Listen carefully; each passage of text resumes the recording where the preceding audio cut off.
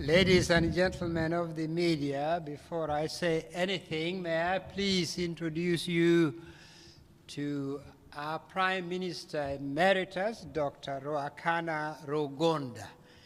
He's one of the most eminent leaders in our country at the international level as well. He served as ambassador here, Prime Minister many years, and is now senior presidential envoy and the one who is leading our lobbying effort. We are also very honored to have here Ambassador Kakonge, who is the Uganda ambassador to the United States, based in Washington, D.C. And earlier I told you how touched we are that Mr. Salim Lone, who is one of the survivors of that horrific attack in Baghdad in 2003, is today here with us on this very poignant occasion. So thank you. I'm happy to be with you, and I'll take your questions. Go ahead. Thank you. My name is Damilola. I write for PASBU. My first question, there's been a lot of speculations around why you're just coming out now. Not only have you been an institution within the UN for a long time ago, the last time you had any position at the UN was 2005. Not only are you 2 decades late, so to say, for this race, but also you joined the race itself when the process had progressed substantially. If you could talk about that, would be great. Thank you. Well, just 2 things. I hope that my breadth and depth of experience, covering some 4 decades, covering all 3 pillars of the United Nations, meaning peace and security, on which I've worked in the Security Council as Under-Secretary General, but also when I was president of International Peace Academy, now IPI, my work on development and my work on human rights. Human rights, together with Prime Minister Dr. Ruakana Rugonda, we cut our teeth in the struggle against the rule of Idi Amin in Uganda. So all my adult life, I have been engaged in the promotion of human rights. So I hope that that breadth and depth of experience is what the UN needs today. More than that, some of you may know that in the leadership positions I've occupied here at the UN and elsewhere, my trademark has been 2 things: forging consensus, building consensus, even when things are very contentious. 2 examples you may recall. One, the Otunnu formula, which is now being used since 1981 to elect the Secretary General. I was able to put that together in 1981. 2, in this very hall, in this very hall, the General Assembly, 1983. You may recall in October, in the middle of the General Assembly, we had the Grenada crisis. The government was overthrown, new forces took over, the president was killed, and we had 2 delegations turn up here to represent Grenada. At that time, I was the chair of the Credentials Committee, and it fell to my lot to work out something to get the General Assembly out of a 3-week paralysis that had befallen the General Assembly. Later again, when I was Under-Secretary General working on the issue of children and armed conflict, previous to my pioneering work, the Security Council preoccupation was essentially about the security of states. Nothing wrong with that. That's what the Charter had provided. It fell to my lot to forge a consensus, to build a common position within the Security Council to incorporate the most vulnerable segment of our population, children, in situations of conflict, and women and other innocent civilians. That machinery is now being expanded to incorporate very important provision for protection, for enforcement, and I'm very happy about that. So really, I bring that experience. And now just you may have heard, when I began receiving calls and messages from around the globe suggesting that I should consider entering this race, I was not in New York. I was not in London or Paris. I was not even in Kampala. I was deep in the womb of the countryside in northern Uganda. Why? Because as you may remember, very few places suffered as northern Uganda as a result of 20 years of war and encampment. This is the place that you remember the Under-Secretary General for Humanitarian Affairs once called the worst forgotten crisis in the world. So for the last 5 years or so, I've been working together with others, with the community, building a non-partisan, across-the-board movement to restore, to rebuild, to resuscitate this once progressive, dynamic society, which is now a shadow of its former self. So I would hope that these body of experience, which is probably unusual in their breadth and depth, might be useful for the UN and the international community at this particular moment. Let me say also, when I say to the members, the UN can no longer bear the full burden of what has been placed on it. The UN should look to share, to partner with others, especially regional groups. When I was at the UN and when I was at the International Peace Academy, part of what I did with various regional groups was building that partnership. So I would hope that when we are looking for a Secretary General who is active, who is engaged, who knows the permanent members, knows the membership, has actually had a track record of building consensus and proposing innovative solutions in difficult situations, I would hope that members might have a favorable look at my own background. So that is the answer to the questions you asked. Your Excellency, also the UN right now is going through its worst financial crisis in decades. You've talked about innovative things that you've done in the past. What new solutions might you have in solving this perennial problem for the UN right now? First, Madam, I have said that the enterprise of reform today at the UN is not an optional choice. Where the UN finds itself today, this is an imperative. We cannot continue with business as usual. The UN is at risk. We will make a grave error of judgment if we continued as is.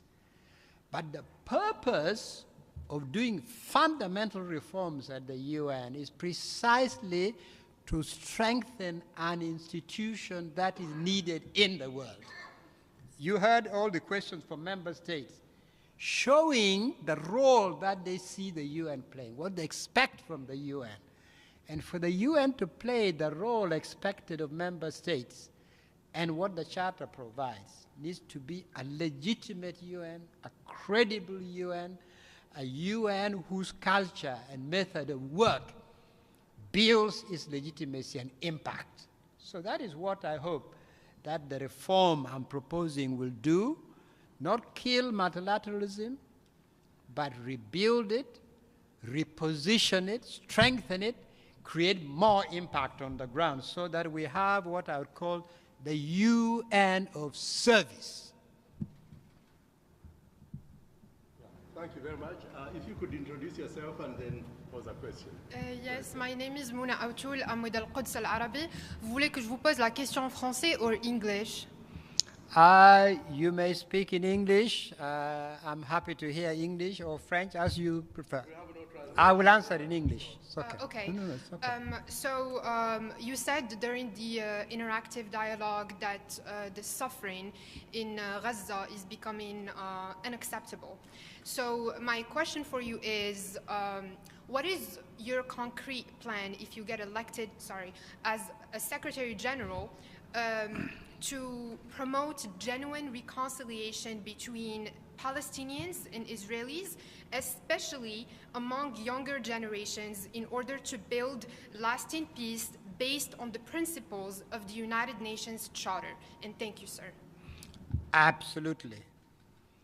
I cited Gaza as an example of a conflict that we cannot stand by and watch unfold. It is a major conflict with major geopolitical implications, but above all, with unbelievable impact on ordinary, innocent people. So the Secretary General needs to be involved, even as the Secretary General recognizes that the decision-making at the end of the day may not rely on the Secretary General.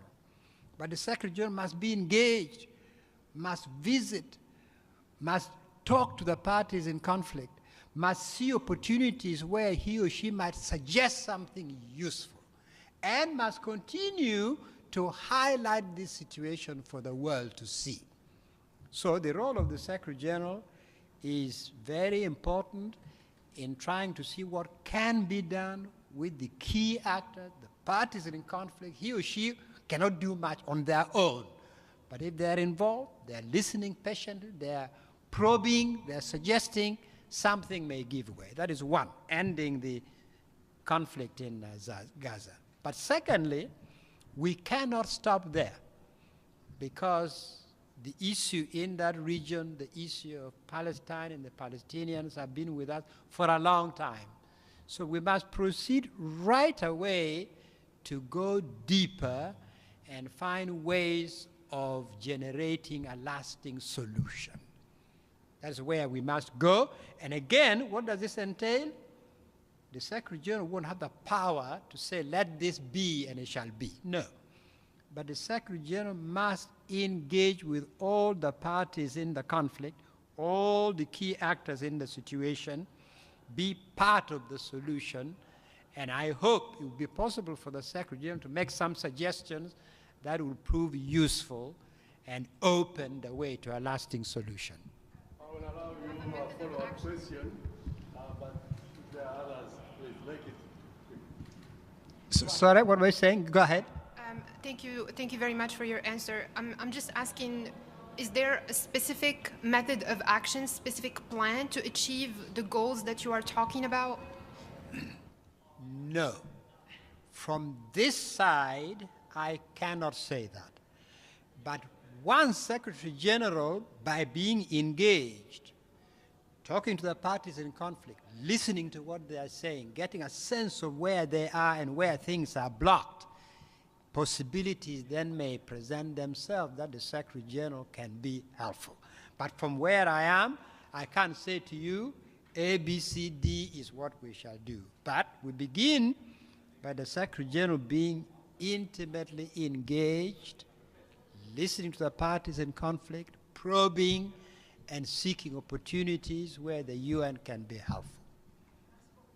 Merci.